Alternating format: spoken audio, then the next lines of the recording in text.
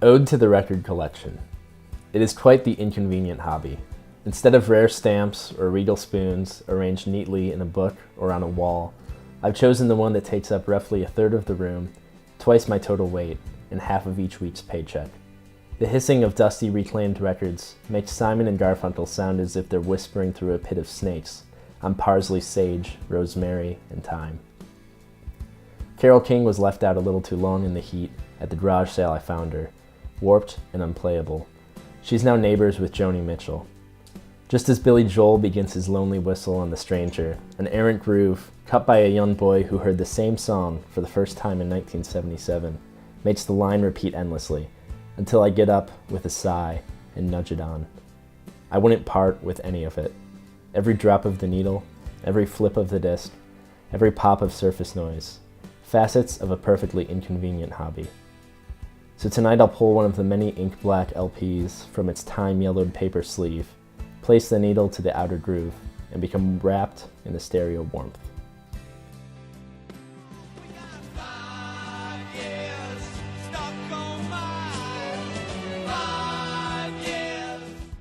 My name's Hayden Goodridge. I'm a journalism major at Middle Tennessee State University, and I like to collect records.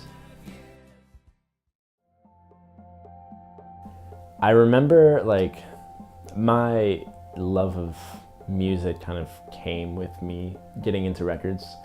So when I was in about third grade, I remember listening to AC/DC tracks and finding a wiffle ball bat and pretending to play guitar like Angus Young and just air guitar on it, which then turned into me wanting to play guitar and me getting more into music. And there came a point when I was in,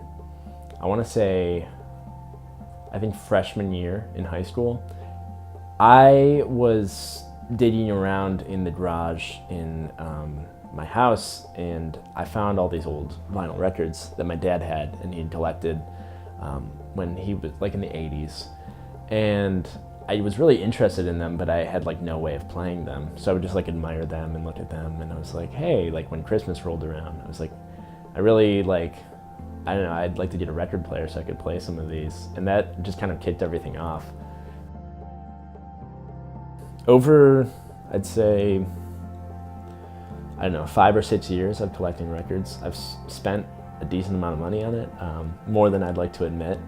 But the reason I do it is because being a fan of music in the modern era means that all of your music usually belongs on a streaming service, and you don't actually own those songs. You have them in a digital library that has a matched capacity, but you don't actually buy it. So it's just kind of there, and it's not really tangible.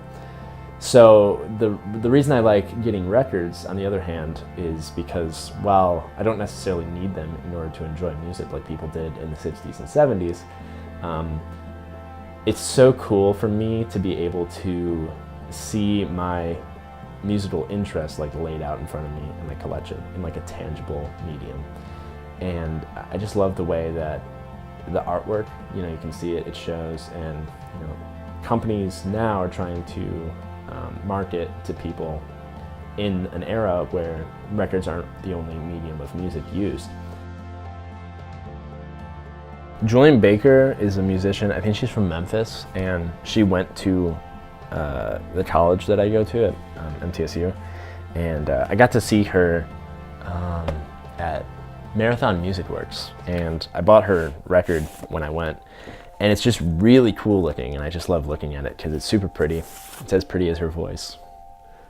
So it's a cool little splatter. This is what they call a splatter variant. So I don't know how they do coloring of vinyl, but they take something and then as it's spinning, they splatter it around. So really beautiful stuff. While you're reading the record, you can be looking at the art, and you can be checking out, the lineups and the words that they have to say about it. So it's just an all-encompassing musical experience. When it comes to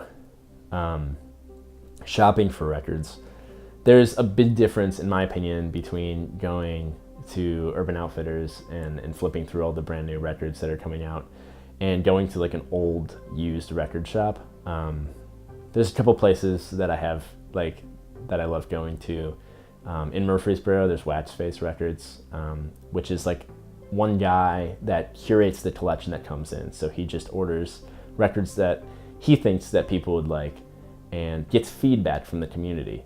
And so you look at the records that he has out to display, and it's things that he himself went through and picked them out at like vinyl auctions and stuff like that. So it has a lot of character, because then you find all of these like shitty old like Bob Seger records and you're like, this is stupid, but you're flipping through them and it's cool to try to find those gems hidden in the mix. You know, when you're digging through a crate of all these old dusty records and then you pull out like an original Led Zeppelin, you know, Led Zeppelin 4, it feels like you found like a holy grail. And that's so much more rewarding than just going into a store or going online, for example, and just like picking out a record that you want. So it's the actual process of going and flipping through those that makes it exciting. My favorite record, I'll put it this way. Choosing one favorite record is like choosing a favorite child. It's impossible to do. But there's so many records that I think stand out to me and are things that like, if the house was burning down, like they would be the first things that I would grab. This is one of my favorite records to own, as well as just my favorite musical records of all time. It's Kind of Blue by Miles Davis. It came out in 1959. And it's kind of considered by many jazz fans to be the standard jazz album. This album changed jazz for everything that it became, because jazz went from music played by like big bands and like tightly arranged musicians to something that was more free. And Miles Davis just was a great pioneer for that movement. I played trumpet in high school, so it's just like I feel like I have a connection to Miles Davis. My parents told me that my name was almost Miles, so yeah. So here's like the record itself, Kind of Blue. It's not an original or anything, but I still love listening to it. So let's put it on. You know, when people collect stamps or they collect coins or something, to anyone else that sees it, it's like, why would you do that? Like, why would you spend all your money taking all these coins and putting them in a booklet? Well, it's because that you find value in it. And I think that I find value in my own collection, and that's why it means a lot to me.